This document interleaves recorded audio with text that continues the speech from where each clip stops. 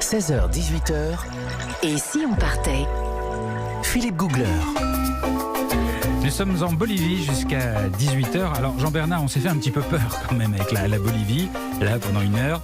Maintenant, il faut que vous nous rassuriez. Est-ce qu'on peut y aller, vivre des émotions fortes, mais de manière un peu confort? Ce n'est que des émotions fortes, la Bolivie. Déjà, rien que l'atterrissage à l'aéroport de La Paz, l'aéroport international, à plus de 4000 mètres d'altitude. Ouais. Vous savez que les pilotes, parce que j'adore le milieu de l'aérien, les pilotes m'ont dit, en fait, il faut passer une qualification spéciale parce que l'air n'est pas assez épais. Donc, en fait, pour atterrir et décoller, c'est un peu plus compliqué, ça demande plus de technicité. Alors ça, c'est ce que vous nous dites pour nous rassurer. Ça. Ouais, ça nous Non, rassure mais bien. voilà, ça demande- bien. c'est vraiment, même au niveau de l'aérien, il y a une spécificité pour la Bolivie. Ouais. Incroyable quand même. Alors, s'il y avait une seule bonne raison d'aller en Bolivie, pour vous, qui êtes un grand voyageur, ce serait quoi? Alors, ce serait pas le lac Titicaca, ça serait en fait le coup de cœur que vous avez eu, vous l'avez mentionné, Philippe, Jérôme aussi l'a mentionné, c'est le fameux Salar de Uyuni. Ah, c'est un c'est une lieu merveille. unique, c'est une Ouais, merveille ouais. absolue. Et j'ai envie de proposer quelque chose, c'est une salar thérapie.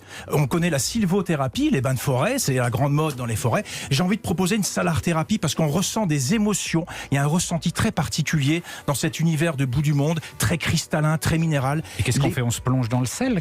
On marche bon sur vieux cette saucisson. banquise et ça crisse sous les pas. C'est quelque chose d'absolument incroyable. Les cieux les plus purs du monde, je les ai vus sur ce salar de Uyuni. Le bleu est d'un bleu absolument incroyable, très cristallin, très pur. Ça vous change complètement la vie. Et puis il y a aussi ce côté, il y a un côté magnétique en fait. Voilà, cherchez le mot. Il y a un côté tellurique, magnétique. Et ça se ressent quand on est sur place. Et il y a des petits travailleurs du sel, des gens qui essaient de récolter le sel. Alors c'est très limité, il y en a très peu. Et ils travaillent avec des petits chapeaux pointus comme ça. Et ils vous font leur grand truc, c'est de vous faire goûter le sel. Alors vous y allez. Alors est-ce qu'il est meilleur que celui de Guérande? Je sais pas s'il est meilleur, mais en fait ils vous font un piège, ils vous font boire de la saumure. Oui, c'est Et je vous vrai. jure que vous mettez 2 heures à vous en remettre. Tellement c'est salé. C'est insupportable sur la langue. Alors en fait, ce que j'aime bien aussi, je vous l'avais dit, c'est une désorientation sensorielle à tous les niveaux, le salar. Voilà, ça c'est son grand avantage. Ouais. Et alors, vous avez une chance folle parce que vous avez vécu le must du salar, vous, et je suis un peu jaloux. Bah oui, cette fameuse couche d'eau, quand elle est sur ce salar, il y a 5 cm d'eau. Alors là, franchement, il y a un effet de miroir qui est absolument incroyable. Vous êtes complètement désorienté, vous perdez tous vos repères. Ça aussi, c'est une expérience magique. Vous savez plus où est le haut, le bas, la gauche, la droite, le dessus du dessous. Tant que ça Oui, c'est vraiment incroyable. Et je n'ai ressenti cette émotion-là que là-bas. Ouais. Et alors, comment on s'organise pour aller visiter ça? Alors c'est un peu compliqué le salar, hein. C'est vrai qu'on aurait pu demander à Jérôme tout à l'heure, mais c'est vrai qu'il faut passer par une agence, évidemment. Vous n'allez pas vous balader comme ça tout seul sur le salar, parce que c'est immense tout simplement. Alors on peut le faire à la journée, mais ce que je conseille, c'est vraiment d'y passer au moins 4 jours pour s'imprégner de cette ambiance, Olivier, parce que c'est là que vous allez complètement déconnecter, prendre vraiment la mesure de ces couleurs. Et puis prenez l'option un petit peu rustique, Nathalie, pourquoi pas un peu de camping, justement, de bivouac tous les soirs. C'est un peu rude, il fait très froid. Mais alors là, le lever de soleil qui embrase le salar tous les matins, ça c'est une expérience absolument L'avantage, c'est que si on a oublié le sel pour les œufs durs, il y a qu'à se- Exactement. Et le sel du salar, il n'est pas connu en cuisine, ça c'est pas un truc... Le sel bolivien, ça doit probablement exister, mais vous savez, le sel n'a pas réellement de goût. C'est un peu du snobisme que de vouloir utiliser Ah des oui sels improbables à des prix souvent astronomiques. Le sel, il sale, point final. Ah ouais. Oui, il a Ah peu mais de là, goût, vous en cassez fait, hein. des mythes, là. Alors après, il y a des textures, hein, entre un cristal de sel, un sel fin, etc. Ouais. Et les sels qui sont iodés ou qui ne le sont pas, etc. Mais on peut pas dire que vous allez changer la nature d'un plat en utilisant un sel de telle ou telle provenance. Ça n'a pas assez de goût. Le On va quand poivre, même oui, pas le sel. Alors, on va quand même changer un peu d'univers parce qu'on a beaucoup de sel, beaucoup de blancheur immaculée. Moi, je voudrais aussi qu'on parle un petit peu de couleur quand même aussi. On est en Bolivie, un petit peu plus au sud du salar, ce qu'on appelle les lagunes du sud Lipèze. Ça fait partie de ce circuit de 4 jours dont j'ai parlé. Et là, vous allez avoir des lagunes colorées. Quand je dis colorées, c'est pas une petite couleur bien fadasse, bien pastel. C'est du pétant, c'est du vert, du rose, de l'ocre. C'est puissant. Tout ça, c'est dû à des algues et des micro-éléments qui donnent cette couleur-là. Et puis dessus, pour les gens qui aiment bien la photographie animalière, il y a des flamants roses un bon petit 200 mm, vous les avez plein cadre. C'est absolument exceptionnel. Et puis alors, moi je peux conseiller un petit truc.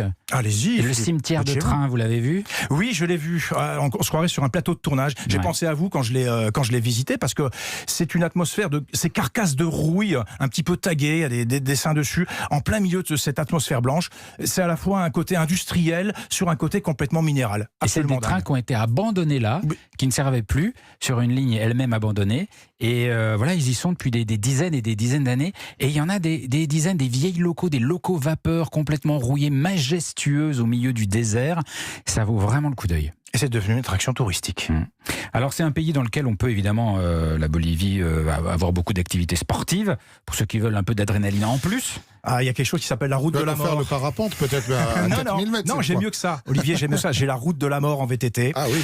Cette route de la mort, elle porte bien son nom parce qu'elle était très meurtrière. C'est une route en corniche qui passe d'une altitude du Mont Blanc, 4800 mètres, à l'Amazonie dont on a parlé tout à l'heure, à 800 mètres d'altitude, 35 km en 2 heures en VTT. C'était la route de la mort pour les camions qui Pour les l'empruntaient, camions hein. et les bus, voilà. Aujourd'hui, il y a une autre route qui a été sécurisée pour faire passer tout ce transport, ces infrastructures, mais elle a été, transformée, réhabilitée pour le tourisme et pour les descentes à VTT. Donc vous imaginez, vous passez de 4800 mètres à 800 mètres, vous passez d'une atmosphère très froide, pelée, aride, à la luxuriance tropicale en l'espace de 2 heures. Donc vous l'avez fait dans le sens de la descente. Ah bien sûr, Oui, parce que c'est pas 2 heures. Hein. Là, ça serait 2 mois, je pense, effectivement. Donc, vous imaginez les points de vue, l'atmosphère. Tout ça se fait, évidemment, avec un guide qualifié qui vous prête un matériel et qui vous suit, un van qui vous suit. C'est très, très bien organisé sur place. Mais c'est une expérience énorme. Et alors, on a beaucoup parlé de choses très minérales, très dures, mais du côté humain, on peut quand même faire des rencontres en Bolivie ? Eh oui, surtout au marché de la Paz. J'adore le marché qui s'appelle le Mercado de las Brujas, le marché des sorcières. C'est un vrai spectacle. Il est célèbre pour ses remèdes traditionnels, ce marché-là. On y voit quoi ? On y voit des fœtus de lama, figurez-vous, qui Des fœtus de lama ? des fœtus qui pendouillent dans ces étals. Ça sert à quoi, les fœtus de justement, lama ? vous savez quoi ? Il y avait un cadre dynamique qui était à côté de moi. Il était en train d'acheter un fœtus de lama. Je lui ai demandé pourquoi vous avez acheté ça. Il m'a dit c'est sacré. Je vais construire ma maison dans mon quartier et dans les fondations, je vais mettre ce fœtus de lama parce que ça me porte chance. Nathalie ? Oui, parce qu'on dit là-bas que les fœtus de lama, c'est un peu le messager des demandes des humains en direction des dieux. Donc, c'est une sorte d'intercesseur pour les humains. Donc, vous voulez la bonne Comment un fortune. fœtus peut être un messager ? Je comprends rien. C'est des sorciers, Philippe. C'est chargé, il y a des vibrations, il y a des c'est de la superstition. Alors il y a d'autres types aussi de choses qu'on peut voir à ce marché. Ce sont plein de figurines pour réaliser tous les rêves. Alors par exemple, si vous voulez être camionneur, Olivier, vous allez acheter une figurine. Pas celle-là. Vous allez acheter une figurine d'un petit celle-là. camion que vous allez placer chez vous. Si vous voulez une épicerie, vous allez acheter une petite figurine d'une épicerie. C'est censé concrétiser tous vos rêves. Et si vous voulez trouver l'amour de votre vie, je sais pas qui ça concerne autour de cette table, vous allez acheter une petite figurine d'une femme ou d'un homme et c'est censé vous apporter le bonheur au niveau sentimental. Merci beaucoup Jean-Bernard, merci les amis pour ce grand voyage en Bolivie. On repart dès demain dans un pays également extraordinaire, le pays de Gengis Khan, le chef mongol, le pays du désert de Gobi et surtout des steppes à l'infini. Je vous emmènerai en Mongolie. Ce sera à partir de 17h et puis juste avant, dès 16h, nous partirons dans l'Aveyron, le pays de l'Aubrac, du viaduc de Millau, de Roquefort. Encore un beau programme. À demain, merci à tous. Dans un